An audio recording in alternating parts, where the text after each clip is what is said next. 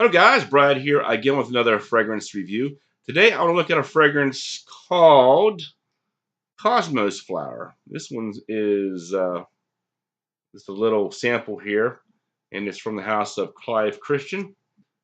This one came with a perfume box like this, and Rock Rose was also in there as well. Now, Daver from the Fragrance Bros actually sent me these samples a while back, so I'm very grateful for that. Always nice when people hook me up with some free samples. Daver talked about Rock Rose a little bit on his channel. I don't think he actually talked about Cosmos Flower. He mentioned maybe he would try it, but I think he just decided to pass it along to somebody else. And I figured since I'm home alone, it'd be a perfect day to test out a woman's fragrance for my channel. For the ladies out there, or any guys that might be interested. It says it's classified as a Sheep Ray Fruity. It came out in 2016. The note breakdown: top notes are rum, mandarin orange, pink pepper, and apple. Middle notes are jasmine, osmanthus, lang lang, violets, and plum. In the base, we have cacao pod, benzoin, leather, amber, and caramel.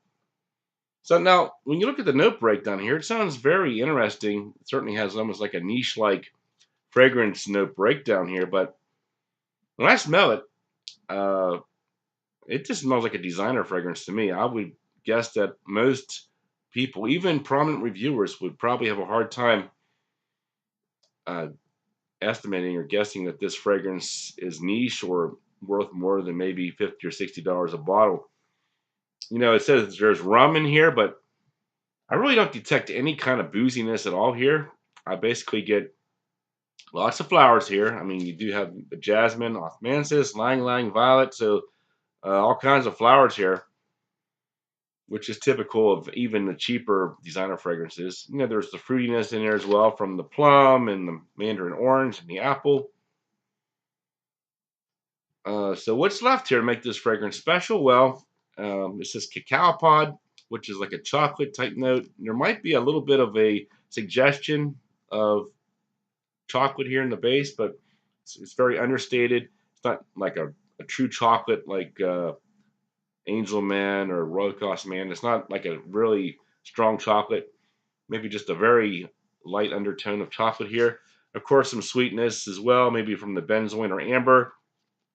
So for me, overall, it's a pleasant but not really spectacular fruity floral scent. I think this one certainly too expensive for the younger crowd, even though it does follow a similar vein to like the fruitier florals that they might you know find appealing.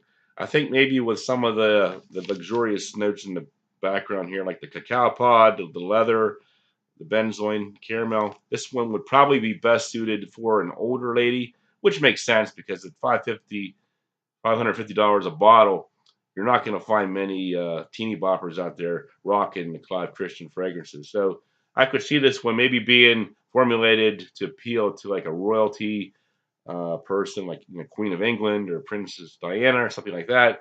Um, Maybe even like the richer uh, spouses out there might uh, wear this one, or somebody's a CEO or something. I was looking to stand out more on price point than actual fragrance itself. A lot of people agree with me that this one just basically smells like a designer fragrance. So I don't really understand what's so special about this one.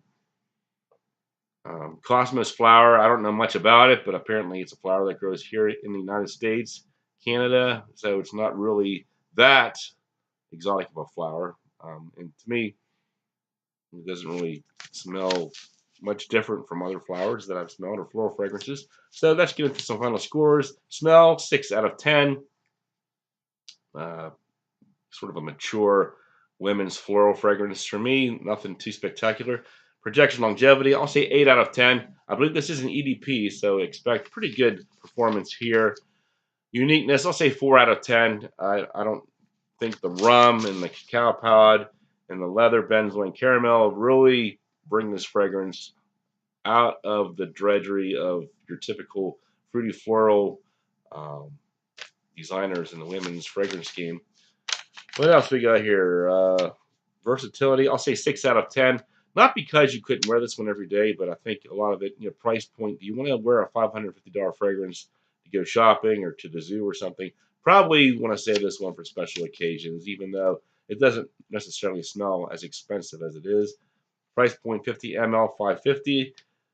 Pretty pricey, one of the more pricier ones I've ever tried.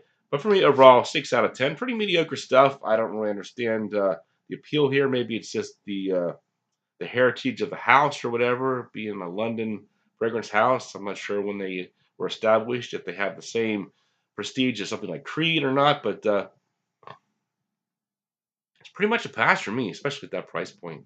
Thanks for watching, and I'll talk to you later.